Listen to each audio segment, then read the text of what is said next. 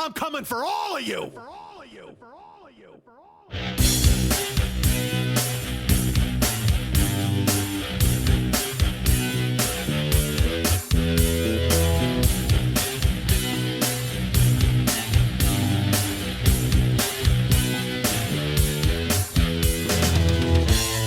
Right now, there's a 15-year-old sophomore in high school who has no idea they're studying nursing just so they can wipe my ass in 17 years.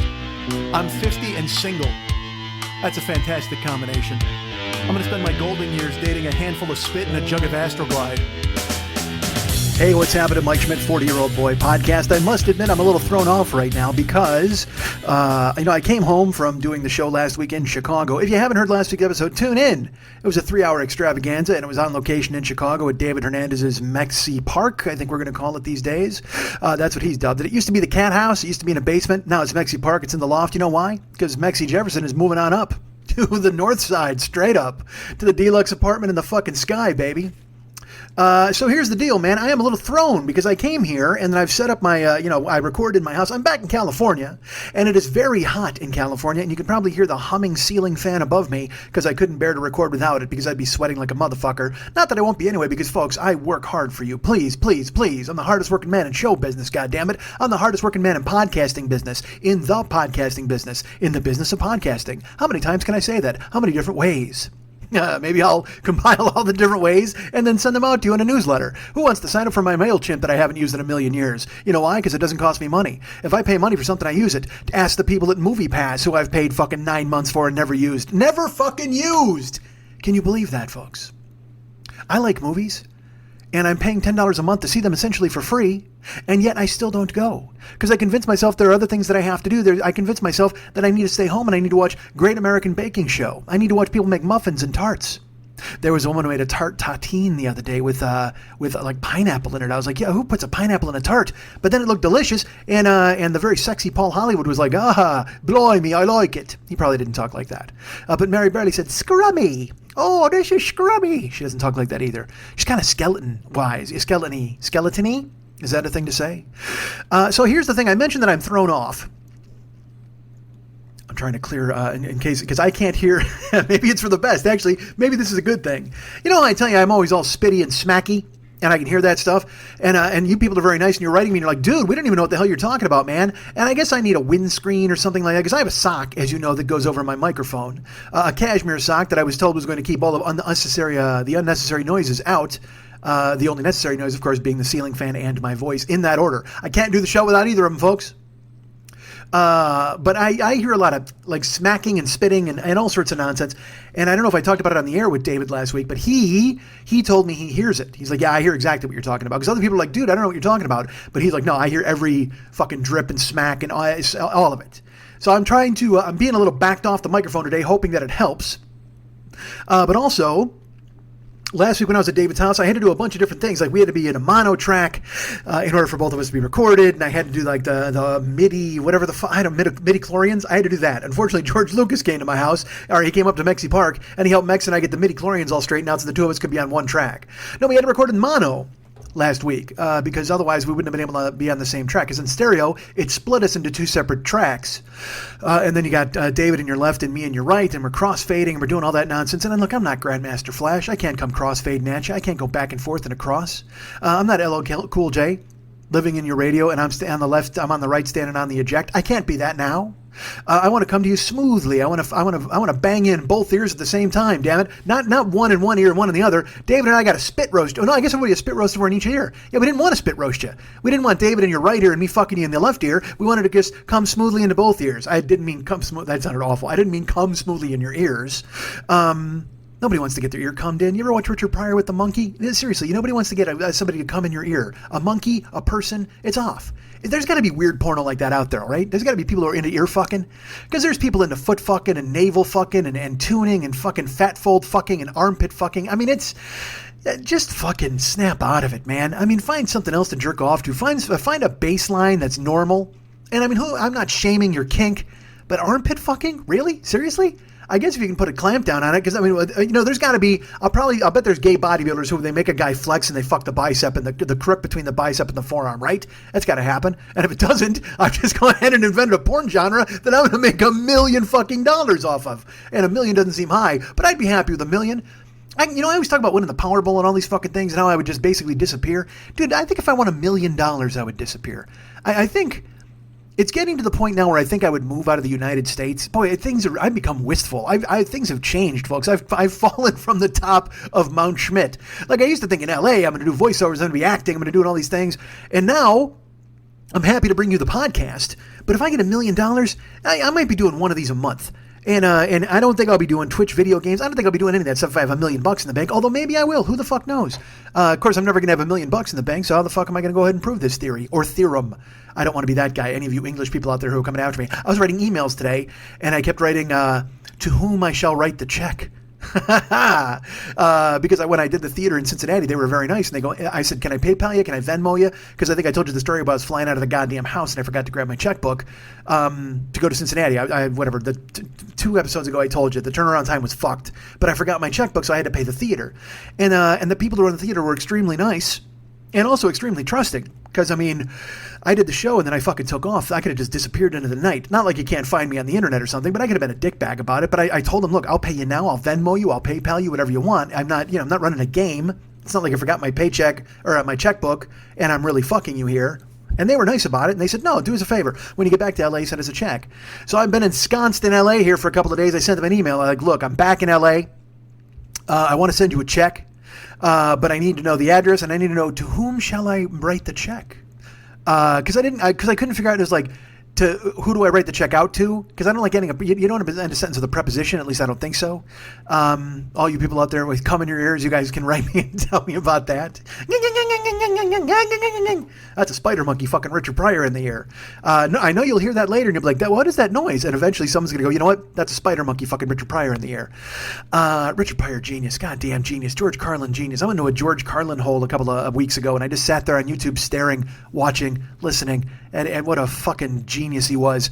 And you're ashamed when you don't create in the vein of that. And I mean, look, I'm not ashamed. I mean, I do what I do, and I think that, I think if Carlin heard me, which is a lie, what am I going to say? He'd like me? Bullshit. I think George Carlin would really like me. Shut the fuck up. That would never happen. That's what George Carlin would do. He'd climb up my fucking shoulder and fuck me in the ear, and I'd deserve it. I would absolutely fucking deserve it. Or maybe if my arms get big enough, he could fuck me in the crook of my elbow and my bicep. I could film it, put it on Pornhub, and make $1 million goddamn dollars. $1 million! That's what I'm going to make, folks. But there's all sorts of weird porn. Fucking the crook of the knee. Now, look, I'm all for burying my face into the crook of a woman's knee, like behind the knees. If you just kind of lightly trace it with your tongue back there, and then you kind of fucking and blow, like a little breath play, like get it wet and then blow on it to make it cold, and then put your mouth on it to make it warm again. And you're like kind of licking, you suck a little bit behind the knee. That's big. Also, you can work the kneecap a little bit if they're into that. And also, crook of the arm too works for that too with your mouth. If you get your look, I'm a mouth guy. Fuck, don't. If you got it, I'm putting my mouth on it. I don't give a fuck what you got, ladies. Whatever you want. I guess I shouldn't be bitching about people fucking the armpit because I'm going to stick my tongue anywhere you let me. It's just going to get done. By the time we're finished, I mean, they could bring you in and you could just be my DNA test. Like, no matter, I don't care how many showers you take, my DNA is still going to be all over you. I'm just going to have something stuck to you at some point somewhere. But so the point is, folks, I'm inventing new porn. That's the point. So I'm a little bummed. I'm a little upset. That's what I was going to tell you guys. Fuck, it took me 8 minutes to tell you I'm fucking weirded out. So while we were doing all of that thing last week, we were trying to figure out how to record and what's the stereo and what's these double tracks and where does this go and how does that happen. I wound up setting a bunch of settings on my laptop. So now I'm recording in Audacity and I've done the sound checks. It looks like it's recording. I've played it back. Everything's fine. However, I can't hear myself in my earbuds. My earbuds are plugged into the microphone, and the microphone is the one doing, that's doing all the heavy lifting here. It's the microphone that brings me to you. I mean, I could just be shouting into the ether and you'd never hear it, but this microphone that's attached to this laptop is bringing it right there, channeling the signal into blue lines, and you're loving it every second of it, for fuck's sake. You're loving every minute of it, as Loverboy would say, as we talked about Paul Dean on last week's show. But the thing is, I can't hear myself. So, like I said, perhaps the microphone decided, you know what? We don't want Mike to be all spitty and smacky and hear himself and throw himself the fuck off. It's the last show of year 10. Let's let him get through it silently. Let's let him get through it thinking that there's no problems whatsoever, because he's never going to listen to it back. I mean, because for all I know, I cannot hear myself. this could just be a torrent of spit and lisping. I have no idea if it is or it isn't, but it could be. And that's right now you could actually, I could be spitting in your ear, fuck coming in your ear, spider monkey fuck shit in the ear. I think I could be lisping and spitting so much, smacking and spitting and all that. Your ears could be dripping. They could be dripping wet. That's been the theme of year 10, man. I hear it, even though you guys say you don't. But I guess I need a windscreen. I don't know. Because your windscreen stays on my mind. Don't kid yourself. Your windscreen stays on my mind. Hello, 1980s commercials. Band is Soleil for the... I'm going to do all the 80s commercials, folks. Enjoy them.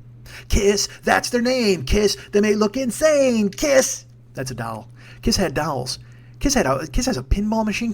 Our buddy Jimmy O and Dennis from the UN of Evil, they just found a Kiss pinball machine in a bar in Colorado, and one of our friends, our buddy Eric, I was going to call him E-Man. He calls himself E-Man. We have our friend Eric. We all call him E-Man, I guess. I can't say that he gave himself a nickname. He was E-Man for a long time. But he'll occasionally refer to himself as the E-Man, and it's kind of, yeah. I mean, I guess I call myself Schmitty, too. So and Mex calls himself Mex. No, he doesn't. Call himself David. Jimmy O, Den, Woj, all of us have names. Ock. It's pretty much all short nicknames. None of us have like a cool name like the Baron. Somebody in the UN of Evil needs to be the Baron. We've got Evil Dennis. That's the extent of a nickname that we have. Oh, and the Big Guy. We got the Big Guy too. But everybody else is just a variation of their name, pretty much. But boy, we need a Baron. God damn it, Mex, get on that. I know you're not listening, but if you are listening, if you ever tune into this or somebody writes Mex and tells them to listen to this part of the show, tell them we need a Baron in the UN of Evil. Who could we name the Baron? But Eric was like, dudes, you guys got to pick that up for Dennis's house in Colorado. And I'm of the mind that he should. Like, I really, like, it doesn't, because Dennis is like, he's rich. I mean, he does pretty good. He's retired at 51 or whatever the fuck. So if he walked in, he could swing his dick around and go, hey, I want this pinball machine. And, like, get a truck to just take it to his house. Because he was in Breckenridge or something like that. And I don't know how the far away that is from where he lives in Colorado. But why not? Just hire 2 fucking local yokels to get a fucking pinball machine hand cart, put it on the back of their pickup truck, and then drive it to your fucking hometown. But the problem is then 2 hillbillies know where you live. And you know they're coming for you in the middle of the night with sacks on their head a la The Strangers. And then Liv Tyler's going to be in your fucking swimming pool hiding. Actually, I think I talked about this. Dennis doesn't have a swimming pool, but he has an awesome deck and a great backyard and this fucking peach tree. I've talked about it before. But also from his house, he's got a view of a battered woman's shelter, which is, I got to think they didn't mention that in the talking points when he had the house built or bought the house or whatever the fuck. Nobody went, hey, if you look and right here in the back, if you look in the distance, you can see a bruise. It's right there lurking. Because we were there and he told us, he's like, it's a shelter. And I guess they've given money or whatever the fuck, supplies and shit like that before. But I just, I don't know, man. To be that close to a battered woman's shelter, it just seems like you're in prime binocular spying range for an ex-husband to use your backyard. Like in the middle of the night, you're going to walk out and there's going to be some dude. You're going to walk out because again, I don't know how many guns Den has. I got no fucking idea. But I would walk out in the yard with like a pool cue. I'd be like, who the fuck is this guy in field glasses in my goddamn yard? And it turns out it's some guy's named fucking Bo, whose wife is in the domestic abuse shelter and won't let him see his son. And now he's camped out in your backyard with fucking field glasses, checking her out, night vision, trying to see her walk around. And then you got to beat the fuck this guy to death with a goddamn pool cue and a bridge in each hand. Although Dennis might shoot him again. I don't know how many guns Dennis has. I say that out there. If any of you fucking domestic violent husbands are going to use your backyard, I want you to know what you're getting into, man. You're getting fucking shot full of lead. It's a fucking bullet salad waiting for you in fucking Dennis's backyard. But not only are you also within like binocular view of the ex-husbands using your backyard as a fucking lookout, but also if one of the if one of the abusers, the husbands, shows up at the shelter, you're within running distance of the women. So you have no choice but to help them. And Dennis has a trampoline. So like, they climb over, they do the trampoline onto the deck, and then he hides them all in the fucking basement, and then the guy comes running over with his gun. This whole thing just breaks bad. And look, I'm not saying NIMBY. I'm not saying not in my backyard. I wish there was a battered woman's shelter near my house. I would do what I could to protect them. I would go ahead and donate whatever I could. Boxing gloves, a fucking gun. Because fuck guys who do shit like that. They should be fucking kneecapped, for fuck's sake. Whenever I see a story like that, doesn't it just fucking make you sick? You're just like, what the fuck, dude? Like, what do you... Because I don't want to get into it. Like I said, I saw my dad do it, and it's just fucked. It's just... I hope you've never had to deal with it. But I had to, as a kid, and I saw my dad fucking slam my mom around, trying to break her arm and push her into fucking walls and all sorts of shit. And just, as a little kid, Well, fuck, I'm talking to you about it 50 years, or not 50 years later. I wasn't 0 when I saw it. I came out of my mom's womb and my dad punched her in the face because I wasn't a girl. Oh, way to go, Patsy. Boom! And it's the first thing I saw. I actually saw my dad land a right hook on my mom before the fucking doctor landed a slap on my ass. It was a violent delivery room, folks. It was a lot of back and forth. There was a lot of Three Stooges action going in there. The nurse poked me in the eyes. The other one went, ngah, ngah, ngah, and fucking walked out. It was terrible. It's a lot of crazy, a lot of cartoon violence in my delivery room when I was delivered at 2:00 in the morning in Holy Cross Hospital in Chicago on July 29th, 1967. Now I've given you all you need to know my credit card, right? Wouldn't that be a thing that they would ask you? Hey, what time were you born, or whatever the fuck, in what hospital? And I give too much information on this goddamn show.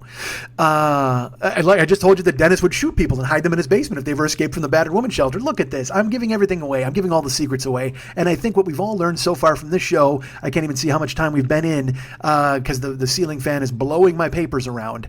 I think we need a Baron in the UN of Evil. We absolutely need a Baron. I mean, because it can't be like Baron von Mex. Does it have to be Baron Von? How about just the Baron? I like the Baron, although Baron Von something is funny. Baron Von O'Donnell for my buddy Jimmy. That might work. Baron Von Bianucci. That sounds too cartoony. That's Dennis. Baron Von Hernandez. You're mixing German Mexican there, but I think that can get pulled off. That's not so bad. Baron von Hermanson. Now that actually works. That's the big guy. I'm going to give the last names of everybody in the UN of Evil. Baron von Akiyoshi. That's perfect. All right. And I know you think I'm missing the obvious one, but I'm not giving myself the Baron. Even though it fits with me perfectly, I'm not giving myself the Baron. Baron von Wojcik. I could see that. All right. Folks, so again, I'm a little disconcerted because I can't hear myself in my earbuds. I don't know what this show is. I don't know how it is. I don't know what's happening on the last show of year 10. I don't know if you can hear my voice clearly. I don't know if the fan is overwhelming, overbearing. I just hope that all of these things are being held in check and you're listening and having a good time, because I know I'm having a good time. Oh my God, this is the best. God, I love it, folks. Me and you having the best time of all. I want to open the show. It seems a little late to open the show because the show's already been opened, but I'm going to tell you this, folks. Here's the thing. I owe an apology, and I want to get it out of the way right now. I want to go ahead and have an apology to you fine folks. Last week I was talking about the show in Cincinnati, and I was talking about all the people who were there, and I think I did a roll call of everybody that I said were there, and I think there's names I forgot, and those names would be our friend Derek Leitner and his gorgeous wife Mara. And look, I went to their wedding. How the fuck am I forgetting their names when I'm talking about it? And also, by the way, whenever I do a live show and I'm given a roll call, I should just automatically say Derek and Mara, because I think, and I'm just guessing, I think Derek has seen me 8 times now. That's a possibility, because Derek is the fucking coolest guy in the world, and Mara has married into that and has entertained his hobby of me, and I think I don't want to say she likes the show, but she seems to like me as a person because I've met her. I've posted selfies with her from her wedding. We had a great time, and she gets Derek during the week. I get him on the weekends. It's a perfect split. Everything is great. I get him for Thursday, Friday, Saturday. She gets him from Sunday through Wednesday. I love it. It's a great thing to have Derek. And whenever I do a live show, Derek comes out and he brings Mara now, and I think I failed to mention them last week, and I'm very upset at myself. Look, first of all, if we can just go ahead and explore this, it's never good when you have a fucking show where you can actually do a fucking roll call of everybody that was in the audience. I recognize that, okay? It doesn't exactly say superstar. It doesn't exactly say fabulous touring act. If you can go, hey, here are the names of everybody who came to see me. But we're kind of a different animal. I mean, right now we're certainly a smaller operation. We're lean with plenty of room for aggressive advancement. So here, everybody take half of a pool stick and beat the fuck out of a deadbeat husband in some Dennis Bianucci's yard. So I just want to say that, like I said, getting to that point, it's not great that I can say everybody's fucking name, but still, to forget names then when I have a crowd, but also I guess that means the crowd was over 20, which is really nice. But also Derek and Mara were there, and they made the trip, man. They came to see me in Cincinnati from fucking, I think they're in Michigan, man. And that is, by the way, Michigan Man is my favorite tire company. I don't understand why I would forget them. I'm very angry at myself, and it's because I'm a forgetful guy. And also last week, there's a lot of shit going on, a lot of moving parts. I was sitting on a very uncomfortable chair last week and talking into a windscreen instead of a windsock. I had to worry about David across the way sitting on a squeaky chair, and then it distracting him for the first hour of the show, and then he changed chairs. He didn't want to move, and I'm staring at him, and I'm talking, and he's trying to participate. It's just it's a different animal doing a show with young David, doing it there in Mexie Park. And so in the confusion, in all of the newness, in all of the arranging the solo stereo tracks into one mono track, I forgot a Derek and a Mara, and I want to apologize to them. I apologize, Derek and Mara. Thank you so much for coming out to the show in Cincinnati. It was fantastic. Now, will they be at the show in Seattle? I don't know. Let's talk about that for just a second, folks. Although I guess I could plug it at the end of the show. Cincinnati's on sale. Or no, it's not Seattle. Seattle's on sale. And there's 2 shows in Seattle, which was a mistake. I'm going to tell you that right now. It was clearly a mistake. But tickets are on sale at Brown Paper Tickets, and I'm going to tell you about this later in the show. I don't know why I'm talking about it now. I like to do plugs later. But this is kind of a, it's the last show of the year. It's school's out. We talked about this before. Every time there's a last show, pressure's off, school's out. I can kind of just go ahead and throw my books in the trash and sprint outside and hope that Ben Affleck doesn't catch me and spank me because my mom's not here with a shotgun to shoot him in the goddamn face. Jim Dandy to the rescue, right? That was a song playing, I think, when she bops out of the house. Carl's mom. I fucking hate Carl's mom. Watch Days for is confused again. I fucking hate Carl. I hate Carl's mom. Carl deserved to get his ass beat. I felt bad for Ben Affleck, even though he was a tool bag. He was terrible. He was an awful guy. But at the same time, for him to be publicly humiliated like that in front of everybody with the fucking whitewash, and then he smashes his paddle so his summer is no longer fun, and he's got to come back the next year and be ridiculed by everybody, even though he's a fucking, homunculus. That's bad. So I felt bad for Ben Affleck. That turned the tables. I got to admit, it's supposed to be a moment where you're like, oh yeah, totally, aha, they got him. But they didn't. Unfortunately, in my opinion, they just made it worse, and it made Carl look like a shitbag, and I don't like Carl, and I don't like his mom. Although I will tell you this in Dazed and Confused, and I told this to Mex when we were watching it last week, the scene where Hirschfelder and Carl and the other little 8th grader are walking through the street and drinking the one beer. They have I think they have 1 or 2 beers, and fucking Carl throws the beer over his head so it smashes on the street, but before it smashes, all the kids run. That right there is directly out of my childhood. Just directly, the breaking of something and running before it breaks so you don't get caught, but the thrill of breaking it. God damn, I love that kind of stuff. We used to do that shit all the time when I was a kid, busting things, breaking stuff. I love breaking things. Give me something to break. I think that's the theme. Give me something to break. How about your fucking face? How about that? Step right up. Domestic abusing fucking husbands.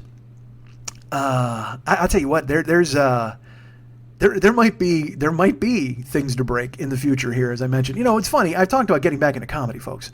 Over the weekend here in Los Angeles, there was a disturbance at a bar. A local bar. I had to follow it on Twitter because I was out driving and I didn't hear about it until the next morning.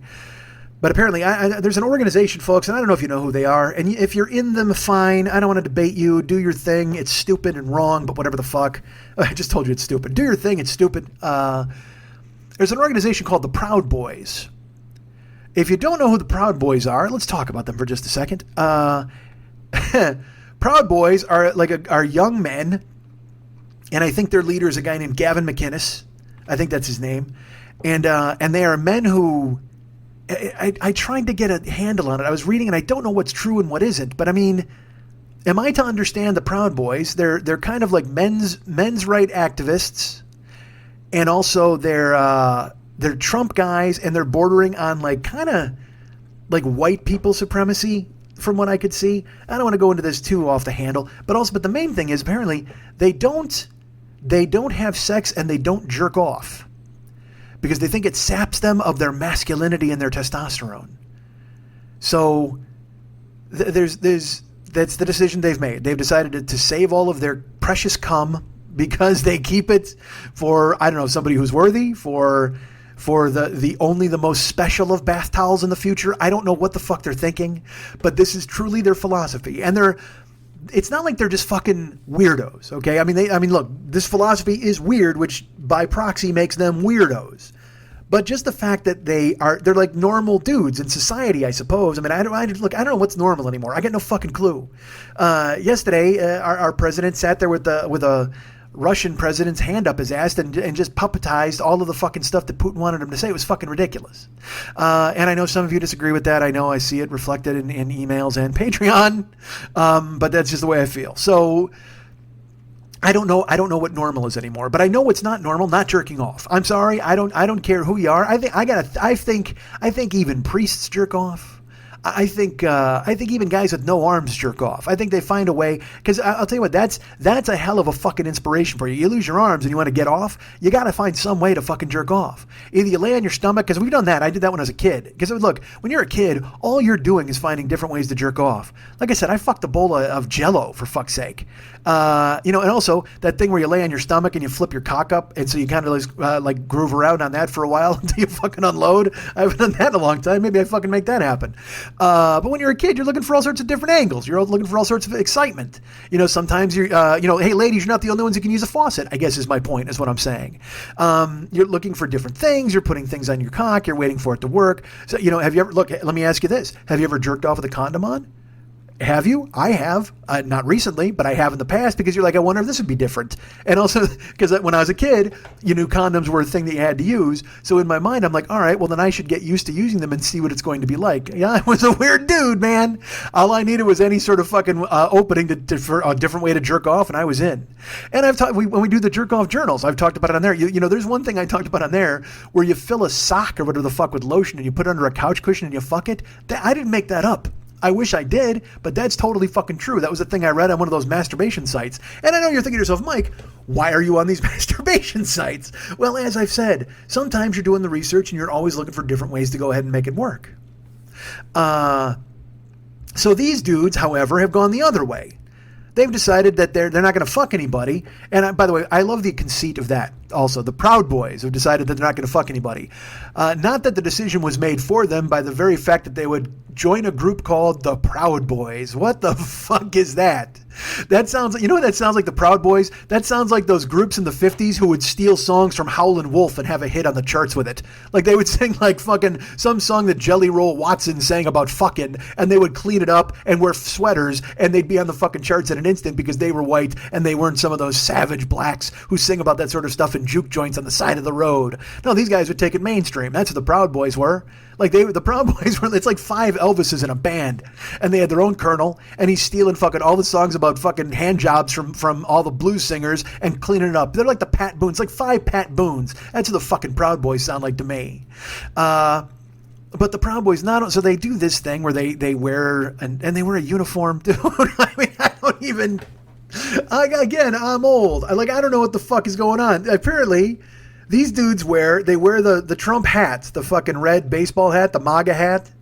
They wear that, and they wear a hat a shirt from a certain designer, Fred Perry or something. I don't fucking know. And I don't know if Fred Perry's a Proud Boy, or if he just tapped into that market where he's like, hey, you know who looks really good in my shirts? Guys who don't jerk off. Yeah, so go ahead and buy these, fellas. They have a uniform. The Proud Boys, they don't jerk off. They have a uniform. I don't even. And they like to gather together. I guess it's an intimidation thing where they'll take over a bar. Like 10 of them will show up or 15 will show up, and they'll just they'll be very loudly racist, and they'll be very loudly controversial, and they'll basically dare people to say things to them so they can get into spirited debates and arguments, because that's what people want to do in a bar at fucking midnight, you dickbags. Go to the He-Man Woman Haters clubhouse you've built in your fucking yard, because that's all you are. You want to pretend you're something more? You're advancing some political agenda with your hats and your fucking shirts? The fuck out of here. You know who you are? You're the 2018 version of the Socias, and I want the greasers to fuck you up, man. Fuck you, Leif Garrett, and your MAGA hat. Go fucking home. Leave the bar alone. And build, like I said, you're literally the He-Man Woman Haters Club. That's all you are. You need to put your hand under your chin and make the high sign to fucking Chubby, and then go in there and fucking have Spanky hit a gavel, and guys go in there and talk about how much you hate Darla and how mean she is because she won't show you her underwear. Jesus Christ, you guys are fucking pathetic. What is wrong with everybody? And I heard, so I knew the Proud Boys existed. Here's how I learned they existed because this Gavin McInnes guy, and here's another thing. A lot of these dudes are failed fucking comedians. That's the worst part of all of it. And they'll debate you. They'll say they're not failed. They're just comedians who can't get work because of their Proud Boy status or their material's too controversial. Whatever the fuck, man. And believe me, failed comedian knows failed comedian. All right, I can look at you guys and I can smell you a fucking mile away because you got your hats and your shirts, and I got me sitting at a desk in the dark talking in fucking circles. All right, I recognize it. The only difference is I'm true to who I am. You guys have made up a fucking poser outfit, and I don't wear a fucking shirt and a hat every week to do this goddamn podcast. Although maybe that's what I need to do to be successful, certainly. But But that's the thing, is like this Gavin McInnes guy, I think he used to be a fucking stand-up or a writer, and then he surrounds himself with these guys, and they do radio shows and YouTube shows, and they try to be funny, and again, I will be honest with you, full disclosure, I've not heard 1 second of their show. I can't. I hear enough garbage. I've heard enough garbage throughout my life. I've seen enough bad stand-up. I've seen enough guys wallowing in women or dykes and all that kind of bullshit, and guys are, what's the cucks or fags or whatever the fuck. All that nonsense has just got to get out the fucking window, man. I'm tired. Who gives a fuck? Quit drawing battle lines. It's so fucking stupid. Can't you just survive? Can't we all just be happy and get along? Just be nice to people. What the fuck is your problem? But they said that there's this fucking sexual thing where there's a morass and nobody gets along, and women are so mean to them now, and feminism is a sickness, and liberalism is a fucking... shut the fuck up, all of you. And I recognize me talking about it is just perpetuating it and probably making some of you guys run for the fucking hills, but I hope you fucking indulge me, because when I heard about it, I went, come on, dude, come on. Proud Boys? Even the name alone just constitute guys who should get pushed down on the playground. Hey, eat these worms, Proud Boy. So these dudes exist, and like I said, Gavin McInnes, and here's how they came on my radar. It was a couple of years ago. Yeah, I hadn't seen it on Twitter. I hadn't really paid much attention. But then when Gavin McInnes, they started to get a real vibe, and they started to be on shows. And then that fucking Jordan Peterson guy, I guess he's one of their main... And I'm not saying Jordan Peterson's a Proud Boy, but they subscribe to his philosophies. But when I really started to notice them is there's a comedian named Cale Hartman. And he was dating a woman named Beth Stelling, I think was her name, comedian, and he beat her up. And so she finally went, fuck this, I can't do this anymore. And so she put out pictures of her bruises and shit. And she was like, all right, well, this happened, and it was my ex who did it. She never named him, but then everybody else named him.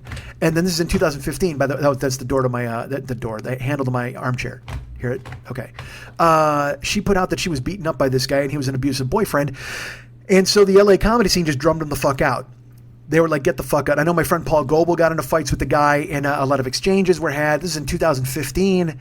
And then he was kicked out of, I think he was a member at the UCB, and they booted him. And then he was talking about suing them.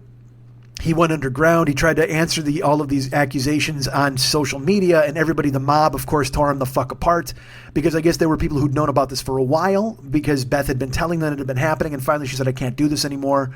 And then Cale kind of went underground. He fucking stopped tweeting. He disappeared from Facebook.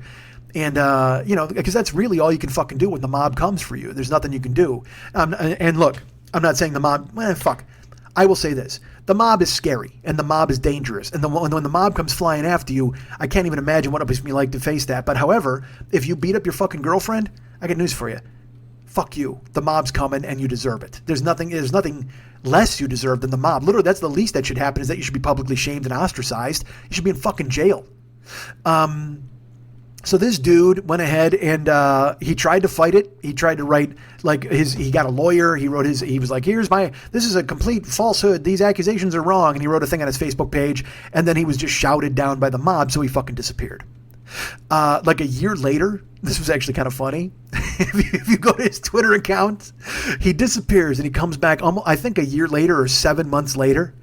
And he writes something, one tweet. It's like he just kind of stuck his head out of his fucking hole, and still the fucking soda can bounced right off his forehead, because like the first person is like, shut up, rapist. Like literally the first thing that fucking greeted him as he came out, and he's like, haha, I'm back, fuck you, rapist. And then he tried to fight it off for a while, and then he fucking disappeared. But that's the shit that happens, when the mob comes for you. Jamie Kilstein, the mob came for him. Because he was Captain Feminist, and then it turns out he called some intern a road fuck, and he was having an affair on his wife. And you're just like, dude, what the fuck, man? What are you doing? You can't be that fucking caping for women all the fucking time, and then it turns out you're a shitbag too. That's fucked. And it's happening all the fucking time, and I get it, and it's woeful, and it's terrible, and social media is poison. It is just killing everybody. It's ruining everything. But at the same fucking time, if you're doing these things, you're gonna get some fucking retribution at some point. So Cale Hartman got retribution, and now every time he pokes his head out, he gets he gets somebody whip something at him and goes, shut up, rapist. So Cale Hartman disappears again. Then I was curious one time, and I was like, you know what? Where'd this fucking guy go? I mean, it had been 8 months or something, and I was like, what the fuck happened? So I Googled the fucking dude, and it turns out he moved from L.A., and according to his Twitter, he lives in Boise, Idaho now, and he's a fucking cast member / producer / I don't know what the fuck you want to call him. All I know is he joined the Proud Boys organization, and he's using his comedy / improv / show business skills, and he's involved in Gavin McInnes's traveling circus and show that he does on the internet. And I laughed because again, it's the last refuge of somebody who's fucked up so badly. He turns to this group of misfit dudes who think women are icky, because they probably buy his fucking story, because all these guys, because there's all these fucking incels and these assholes out here who are like, oh, women are mean to me and they shout at me on the street corner, and because guys are pissed off that they can't bully women anymore. They can't point a finger in their face. They can't make them smile. They can't fucking slap them on the ass or glad hand them or whatever the fuck they used to do. Men are scared of women now. And honestly, they should be more scared of fucking women, as I feel that women should just fucking steamroll dudes all the goddamn time. I mean, it should just be a thing where they just don't take any shit ever again, and they should just get retribution going forward. But this KO motherfucker, he winds up at the Proud Boys. And I was just like, of course he did, because that's the last fucking refuge. You know what I mean? He's not, they always say patriotism is the last refuge of a scoundrel. Well, I'm going to say the Proud Boys is the last refuge of a guy who's intimidated or scared by women. Because then you surround yourself with a group of fucking dudes who are all the same. Feel the same, I should say, not all the same. So the reason I mention all of this, the reason I go on this diatribe and I tell you about who the Proud Boys are and what they're doing, what they've done with their lives, and what they should have done with their lives, is because they showed up in Los Angeles this weekend, a couple of days ago. And by showed up in Los Angeles, I got to say, I don't know if they've always been in Los Angeles. Perhaps they have. I have no idea. They just showed up on my radar in Los Angeles because they wound up on my Twitter amongst people I follow and people that I know. And here's how. I mentioned earlier there was a thing at a bar here in Los Angeles, and I missed it. I had to follow it along on Twitter because, again, I was out driving like an old man should be doing. I should be out shuttling passengers. I got a Travis Bickle it, man. But apparently these Proud Boy dudes showed up, and they went to a bar in Los Angeles called The Griffin. No, I'm not hip. I don't hang out at bars. I don't have a territory where I go and meet people. I don't drink. I'm just not that guy. But, young people do. A lot of people do here, and a lot of comedians, like, it's their scene, or a lot of people, it's their scene, and they go to a bar. And if you're having a fucking birthday party, you go there, because where are you going to fucking go? El Torito and have a bunch of fucking waiters sing to you? Happy birthday, happy birthday, hey! Now, you know what? YouTube's going to shut me down. That's a fucking copyright infringement. There's no way I should be doing the happy birthday song. That's fucked. I've just ruined it. I have just ruined all of my monetization chances for this goddamn video, audio, video. Video, audio, video. Let's call the whole thing off. What do you say? Actually, when I hear that audio, video, audio, it makes me think of a candy bar. When I was a kid, there was a candy bar, and it said it was Butternut was the name of the candy bar. And for some reason, I don't know why, it was like a pig and a cow, and they were cartoons, and they sang like a hip, like 60s song. And I remember it was like, it's buttery because it's nuttery. It's not nuttery because it's buttery. And then there was like Calliope that went doot doot doot doot doot, and then said it's buttery, nuttery, buttery, butter, not doot doot doot doot doot. Why am I bringing that to you? Jesus Christ, I'm the oldest fucking man alive. No fucking, I guess because I just spent 20 minutes telling you about white supremacist juniors, I should go ahead and do a song about fucking candy bars from when I was a kid. What a mess this fucking show's become. But you know what, folks? Last day of school. As I've always dealt with on the final, it's episode 52 of year 10. Jesus. 10 years in the books. 10 years, as our friend Piven would say. That's a load. Jesus, that's a decade. That's a decade of this show under my belt. Not yet. I'm not done yet. I can't cash in my chips just yet. I can't go ahead and say, hey, I'm done with 10 years, because I still got to bring you excellent show quality for the rest of this week, or this episode of this week, or this weekly episode, whatever the fuck you want to say. Let's do up more songs from my youth. Let's talk about the Marathon Bar, where a cowboy said it lasts a good long time and he has a shootout. Never mind, shut up. So the Proud Boys, they've shown up in Los Angeles on my radar, and I don't have a big radar. I'm not in the comedy scene. I don't know anybody. All my comedy friends have made it, so they're not hanging out with young comedians. They're on the road. They're playing gigs. They're doing things. They have excellent podcasts. Whether they're humor-based like a Never Not Funny, or they're therapy-based like a Paul Gilmartin, or they're interview-based like a Road Stories, or they're music-based like a Rock Solid, my friends are all hip deep in the podcasting community. And they still do stand-up. Jimmy's doing stand-up. Pat's not. Murray does a ton of fucking stand-up. Mike Siegel does stand-up, certainly. He's with his Travel Tales podcast. Paul Gilmartin is not doing stand-up any longer. Because he can't, because his knees are weak from weeping on his show as he listens to the story of somebody whose child was eaten by dingoes or whatever the fuck.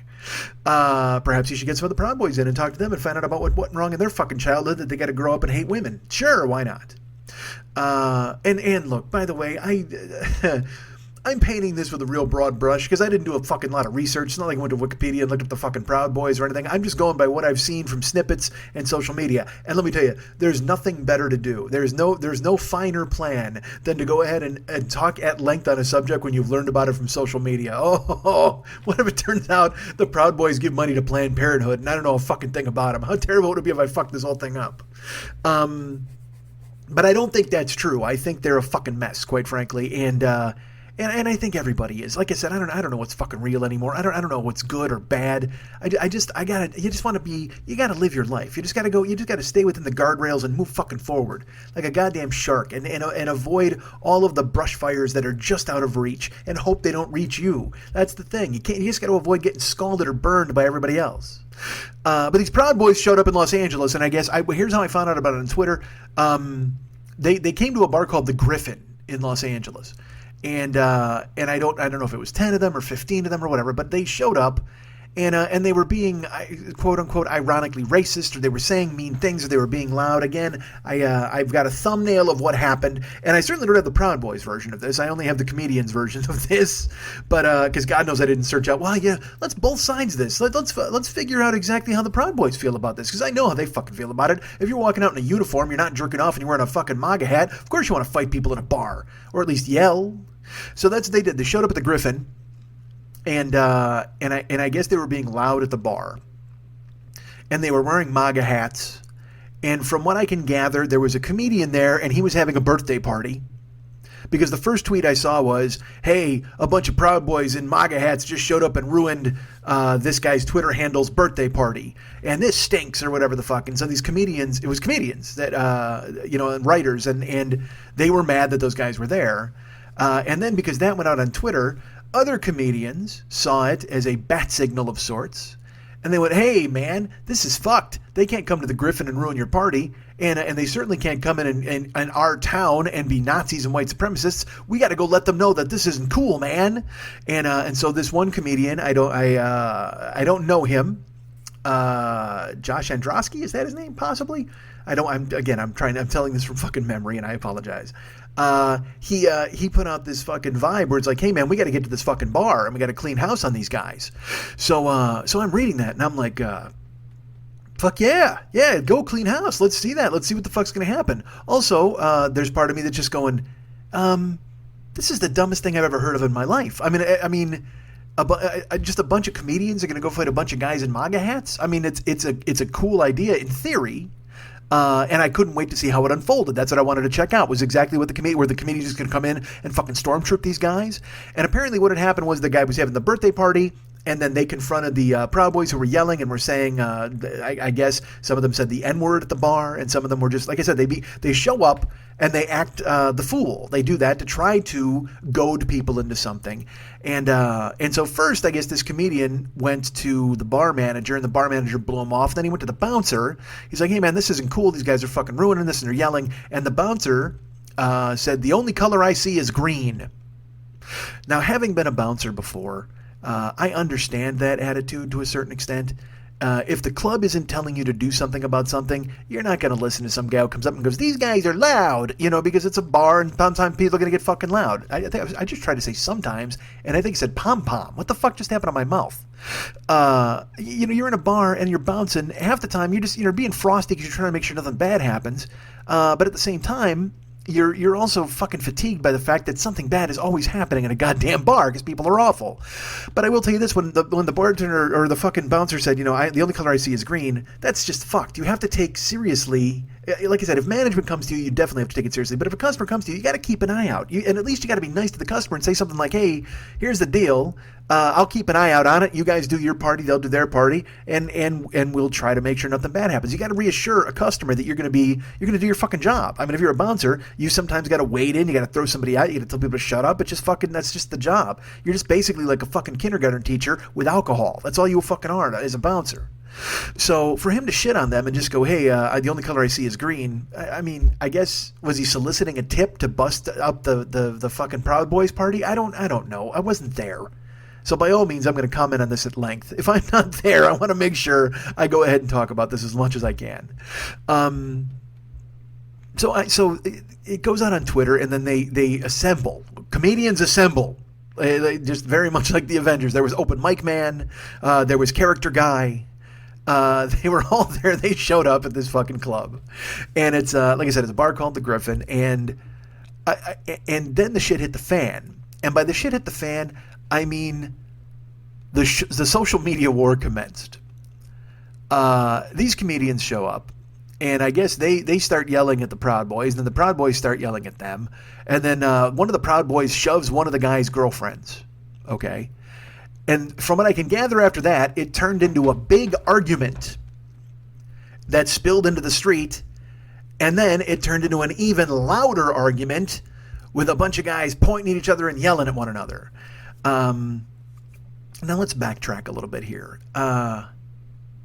First of all, I got to spell this out for you. Even if I had heard of what was going on in real time, unless it was a buddy of mine, if it was a comedian that I knew, of course I'm there. But now, I'm 50. And I've seen this kind of shit happen before. I mean, if it's my friends, of course, I'm diving right in, whatever the fuck. But if it's just a bunch of comedians who are like, yeah, let's go save our bar, whatever the fuck. And I'm 10 years ago, I'm in. 10 years ago, I don't even give a fuck who it is. 10 years ago, I'll fight you to fucking Ralph's. I mean, that shit doesn't matter to me. But things have changed a little bit now, and I've kind of de-escalated on the rage, and I've thought to myself, well, is this a smart move? Is this something you should do? But I'm still me at my core. So if I wind up at something like this, and somebody shoves my buddy's girlfriend, I got to tell you, the arguing stops right there. I don't give a fuck if you're in the bar or whatever the fuck happens. If somebody pushes a girl in my party, that dude's getting fucking jacked. I mean, he's just getting laid the fuck out. Toes up, flowers on his chest, closed fucking casket. You don't touch a fucking woman, especially somebody I know. So you clothesline him, you hit him, you grab him, you throw him the fuck outside, and then you tune him up. That's just the way it fucking works. So I'm reading this story, and I guess, like I said, somebody shoved somebody's girlfriend, and then Twitter, the blow by blow, people started posting video from this fight. By the way, never has the word fight been used more incorrectly than I just used it now, because all it turned out to be was these dudes spilled out into the street. And I saw videos, and I saw the MAGA guys yelling, like with hats in there. And I mean, dude, some of these MAGA guys, there was like a fat old man with them. There were young dudes. I don't know. I mean, it didn't look like a crew you'd want to hang out with, let alone have back you up in a fucking bar brawl. And then the comedians are shouting, and the MAGA guys are shouting, and they're pointing, and they're gesturing, and man, it made me nostalgic for the old days. It just made me think to myself, you know what?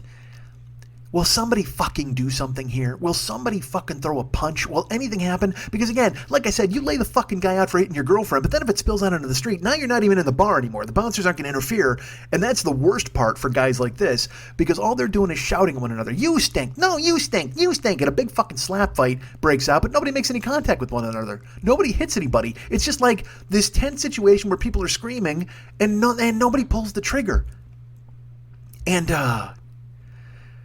God, you gotta pull the fucking trigger at that point. I don't understand. It's in this video, there's a guy shouting at another guy, and in the background you can just see everybody's got a phone.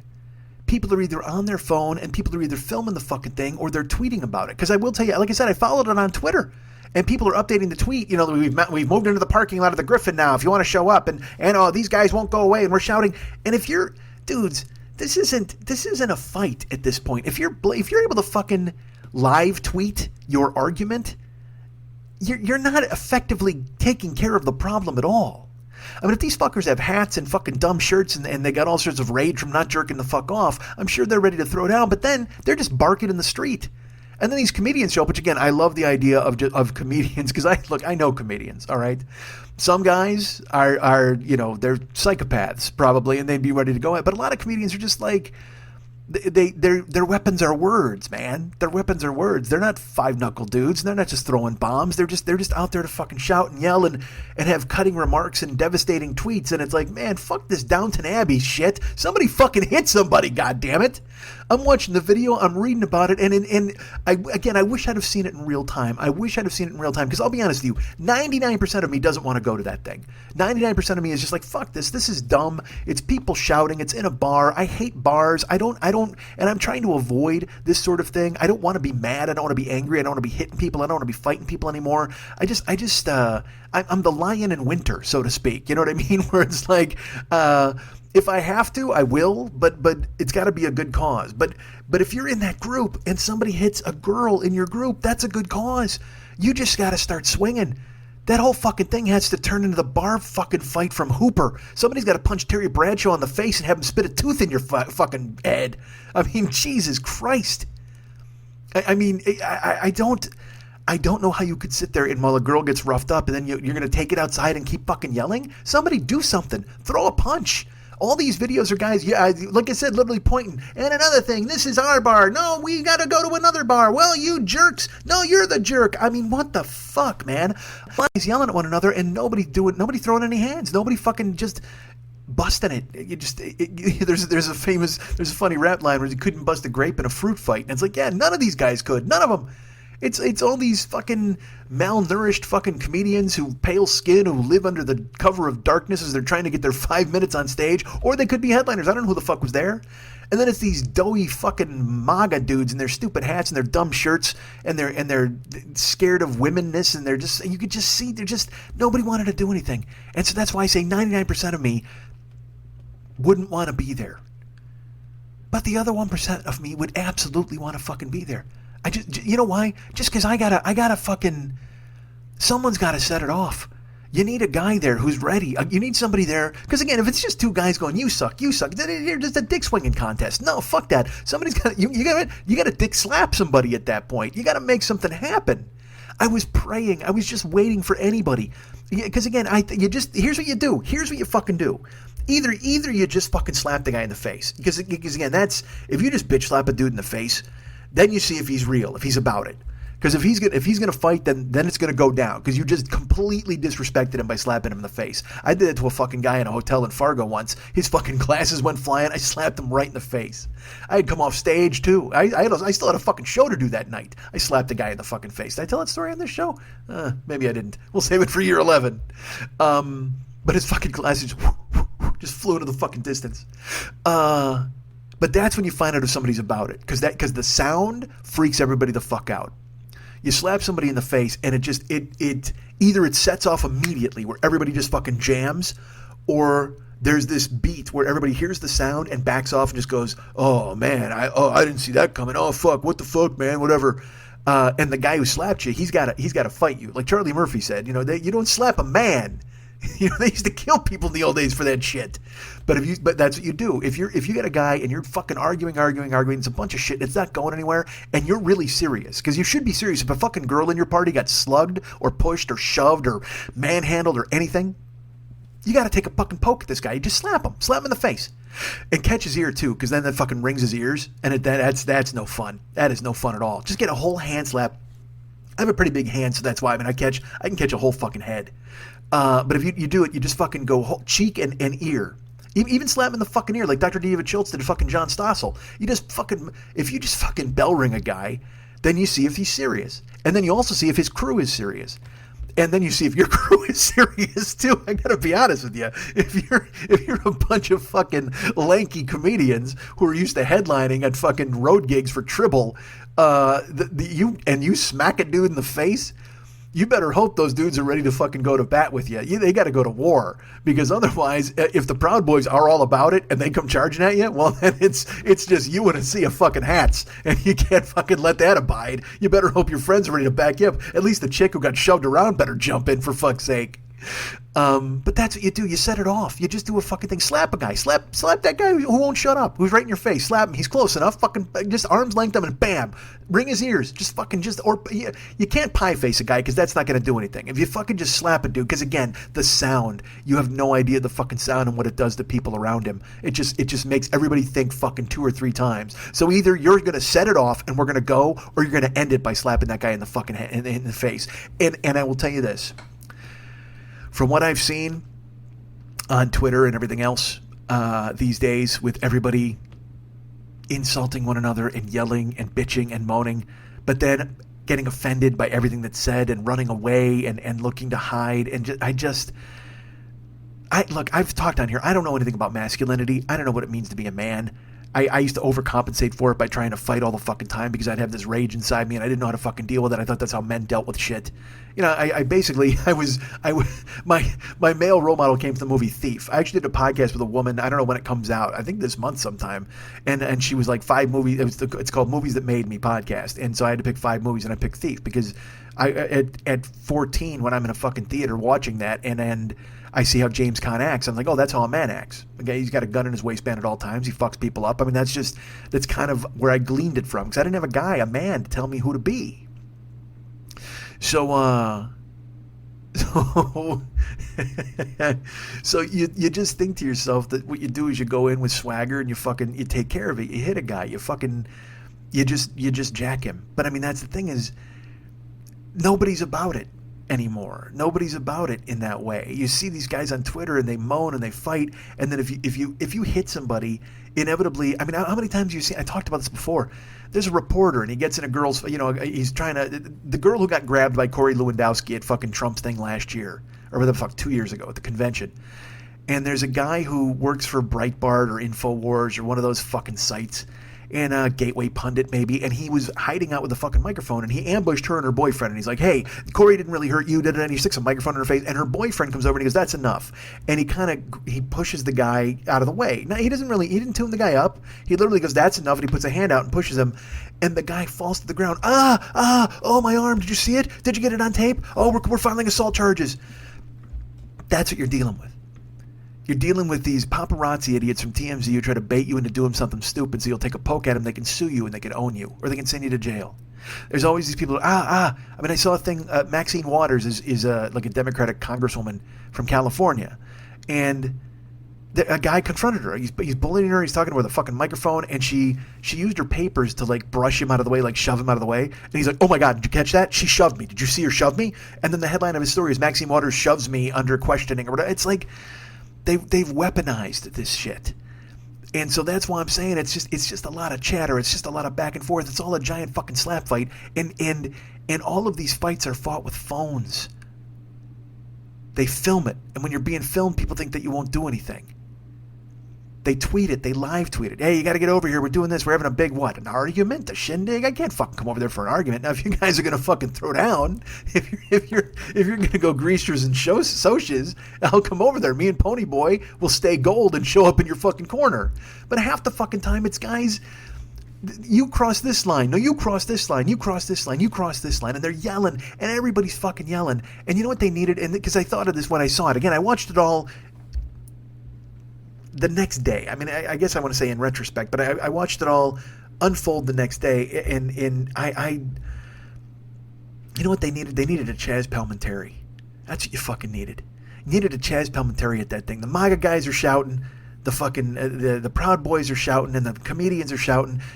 All you needed was one comedian, one guy. Like, and I would have volunteered to be this guy. Here's what you do. Like I said, you either slap a guy in the face if you're ready and you're about it. Because if with the girl getting shoved, you got to be ready to go. You got to be ready to throw. That's just the way it should work. You should have got outside and it should have just been lit up in a fucking just like a fucking cloud of dust and ampersands and exclamation points flying the fuck out of it. It should have just been a do-si-do, man. Just a fucking rang-a-dang. And a rowdy-dow, if you will. However, if you're just outside arguing and you're going back and forth, and guys are shouting and just shouting, it's just a loud contest at that point. You need one guy who's quiet. That's what you need.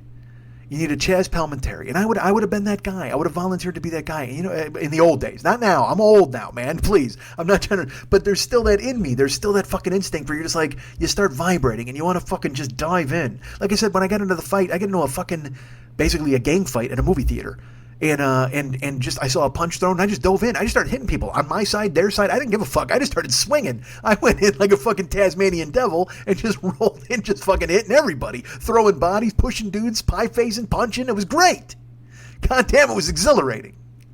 But I recognize you can't do that shit anymore. And I don't want to be that guy half the fucking time now. Well, most of the time. Now, fuck that. 99% of the time I don't want to be that guy. But if you're in a crew and somebody hits your girl or hits one of your buddy's girls, you gotta fucking throw down. You can't sit and yell in the street. You can't just point and yell. You can't.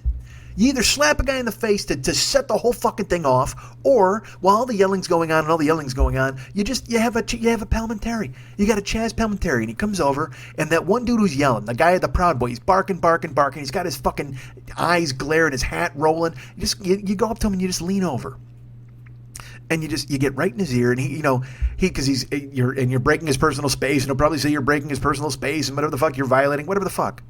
But just you look him right in the eyes, and then you lean into his ear, and you just go, pick your best guy. Pick your best guy. We'll pick our best guy, you pick your best guy. And we'll have it out for the bar. And I know that sounds like old school nonsense, but I have to think that that's the way it would have been settled back in the 30s and the 40s or whatever the fuck. Yeah, there's a bunch of gangs and bike chains and people with sticks and shit like that, but you know what? Just pick your best guy. Let's just beat it. Let's beat it, this motherfucker. Tie my wrist to his wrist, and we'll get stupid jackets and wear them, and we'll just fucking go. But seriously, that's all you got to do. Lean forward to a guy and just go pick your best guy. Because you got a crew, we got a crew. Pick your best guy. You win, you get the bar. We'll walk. We'll take off. We win, we get the bar. But we also get the hats. And the fucking shirts. And if they want to go, they'll go. And if they want to leave, they'll leave. Because if they're serious, they'll fight. But if not, then why are you yelling at them in the fucking street? You're not going to talk some guy out of being a white supremacist. You're not going to convince a guy to jerk off. These guys have chosen their lot in life. So either fucking do it or don't. But filming and tweeting and all of this fucking... The worst construct on Twitter is, whoa, hold on a second. Are you telling me? And then they say something everybody fucking knows about the administration or Nazis or whatever the fuck. Yeah, Nazis are bad. We get it. White supremacists suck. Absolutely. So if you've got the opportunity in the street and you're both shouting at one another, just get in their ear and tell them to pick their best fucking guy. Let's get, you master race, supremacy, Aryans, whatever the fuck, pick your guy. We'll pick ours. Either that or just slap him in the fucking face. But I'll tell you this, what, after seeing these tweets and these videos and hearing the comedians are defending the Griffin, because again, the guy who owns the Griffin, now it goes around on Twitter, boycott the Griffin for like 2 days. And the owner is, I think, Jewish, and he writes a long thing where he's like, man, I'm really sorry I wasn't there. I got to talk to my staff and figure it out. But then comedians are like, no, man, you can't let you let these shitbags in your bar, and your staff didn't do anything about it, so we're boycotting the fucking Griffin. And it's like, dude, the guy wasn't even fucking there, the guy who owns the bar. You can't shut his fucking bar down because these assholes showed the fuck up, and maybe 2 guys were sympathetic to it. If you want him to fire the bouncer, maybe fire the bartender or the manager, whoever the fuck let him in, fine.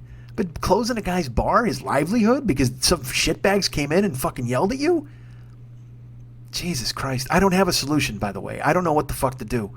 Like I said, I know what to do in the street. If you want to lean over and just go pick your best guy or slap him in the face, that's what you got. You got 2 choices. Because you can set it off or you can or just draw the last line in the sand and be ready to fucking go.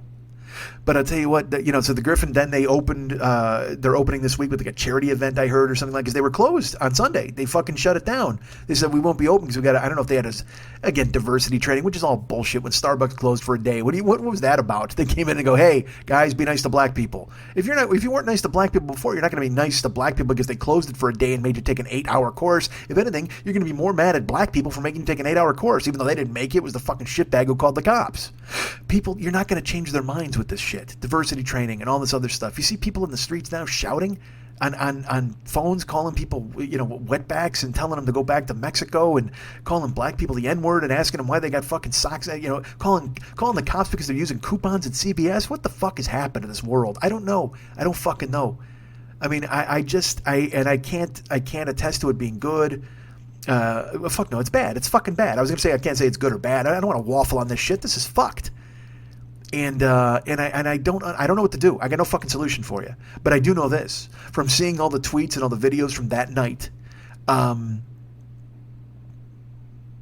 think I'm getting back into comedy at the right time.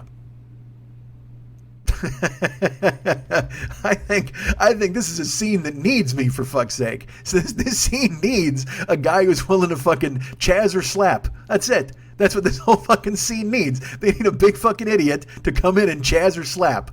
And let's fucking set it off. You guys can get me at Mike@MikeSchmidtComedy.com. You guys can be my friends at Facebook.com/the40-year-old-boy.